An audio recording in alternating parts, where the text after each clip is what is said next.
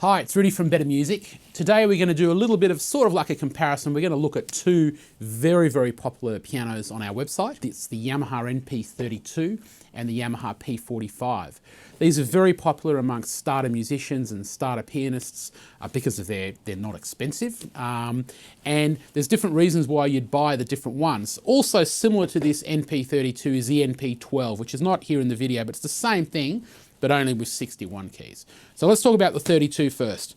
Okay, what is it? Well, it's a 76 note keyboard with touch responsive keys and what they call semi-weighted, which is, it's not weighted, okay? It's not a piano feel. What it is the keys are shaped like piano keys and they do feel a little bit better than your standard sort of arranger keyboards and your cheaper keyboards like the smaller Casios and the smaller Yamahas like the PSR models, which still are very good.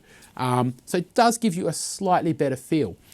Is it something that's good enough to go and actually do piano lessons? If you're paying for your piano lessons, if you're going to learn on a piano or a digital piano with weighted keys, this is probably only going to last you a pretty short period of time.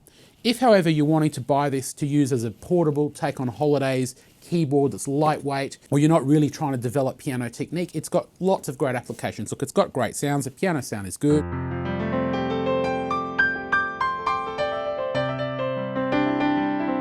We've got a couple of different ones.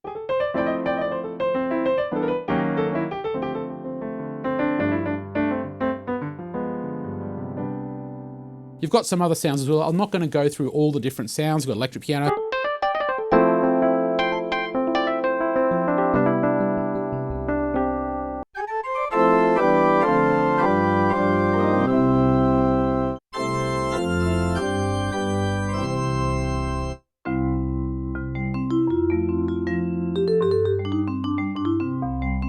Harpsichord, so a few different things. You've got a simple record feature built in. It's a simple keyboard. You've got a metronome, and that's about it. Comes with a music rack as well. It's really lightweight. It's quite compact. When I say compact, it's not heavy, and it's compact in this dimension here from front to back. Left to right, they have put the speakers on either end of the keyboard. So it does make it quite wide. In fact, it's not much less in width than the P45, which we'll show you later. So again, a great machine, great sounds, really fine to get just started. But if you are going to have piano lessons, I'll show you why there's a big difference between this and a P45. Both great instruments, both slightly different applications. Let's bring the P45 out.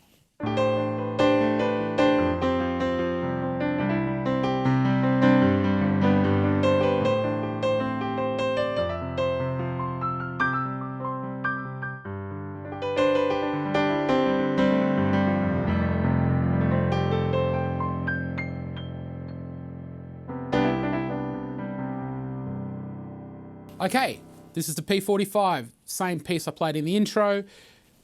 Look, it's massively different. You can't even, we're comparing the two because I want to show you why you should consider this piano if you're looking at the NP-32. And look, if you buy the NP-32, you'll be happy with it for what it is. It does a great job, and it's certainly fine to, you know, have as a really lightweight portable keyboard to do stuff, to practice on holidays, to do something. But if you are doing proper piano lessons, if you're spending money on piano lessons, you know, which they're not cheap, you're really sort of wasting your time having an NP-32 if you don't already have a proper piano at home or another digital piano. If it's your only instrument, you really should consider spending that extra. It's under $200 more to get up to the P45. So what do you get? Well, yes, it's a little bit bigger, it's a little bit taller. I've had to sit up a little bit higher because it's a thicker piano.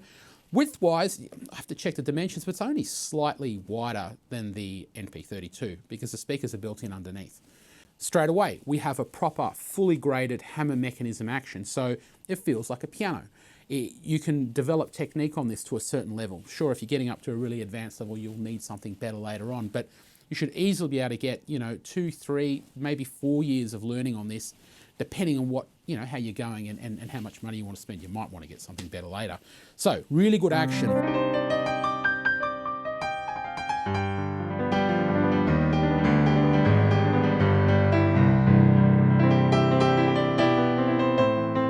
It also sounds a heap better. The piano sound is not the same. It's a much better piano sound.